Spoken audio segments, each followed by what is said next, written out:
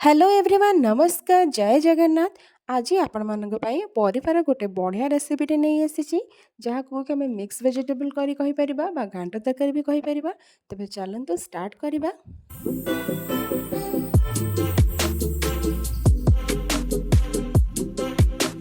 Mix veg बनैबा पई कोन कोन सामग्री दरकार प्रथमे देखि नियंतु।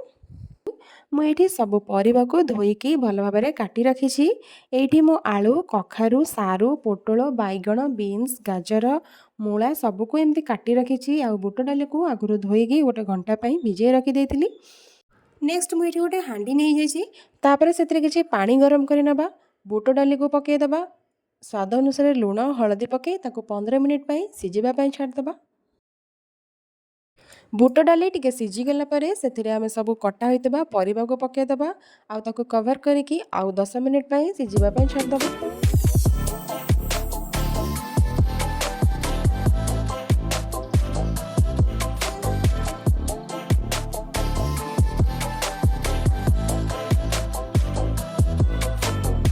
यही मिक्स वेज करी को आपण रुटी सहित खाई परिबे भात सहित भी खाई परिबे हेले रुटी सहित खाइबा पई बेसी भल लागथे।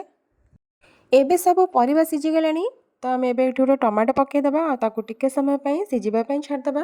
परिबा को आम ये बेसी ओवर कुक करबानी जस्ट 80% ही सिझेबा आउ बाकी आम मसला कसला बेले सिझिबो। एबे देखंतु यह भल भाव में सिझी गलानी। नेक्स्ट मो सोयाबीन को गरम पानी रे 5 मिनिट सोक कर रखी देथिली। एबे सब सोयाबीन को आमे पानी रो छाणी रखिबा।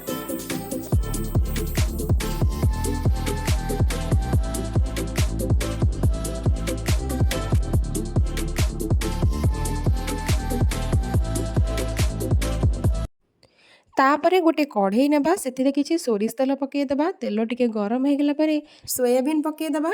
तापरे सेथिरे स्वाद अनुसार लुण हलदी पकई टिके टाइम भाजीदेबा।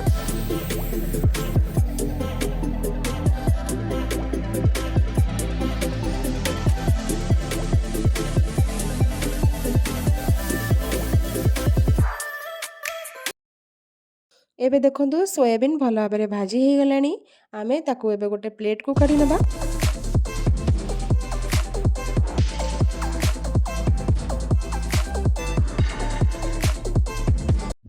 एबे मु एठी आ गोटे कढ़ई नहीं से किसी तेल गरम करी नहीं तापरे से तेजपत्र 2टी दालचीनी पकईदेबा। नेक्स्ट से पियाज को एमती दरदरा करके बाटी रखी ताको ऐड करवा। घांट तरकारी रे पियाजर ये दरदरा पेस्ट से पकईबे घांट तरकारी बढ़िया गोटे बास्ना आसता है। पियाज को आम लाइट ब्राउन है जाए भल भाव में भाजी रखा। तापर से अदा रसुण आउ जीरार पेस्ट को पकईदेबा आउ ताको टिके टाइम कषिबा ताकि तार कंचा स्मेलटा पलैबो।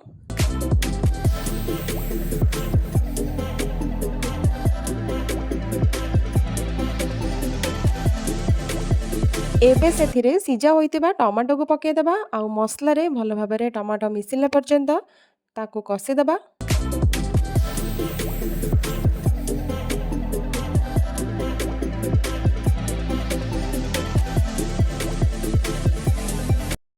तापरे सेथिरे रेड चिली पाउडर आउ किचन किंग मसला को पकईदेबा।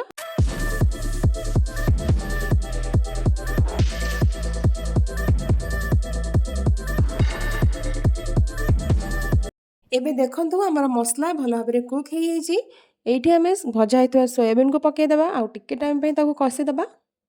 एबे देखंतु मसला रे बढ़िया भाव में तेल छाड़लानी आउ मसला भी हमर एठी भल भाव में कषि हो गलानी। एठी आम सिझा होइतिबा परिवा को पकईदेबा आउ ताको 5 मिनिट हाई फ्लेम रे फुटिबा पई छाड़देबा।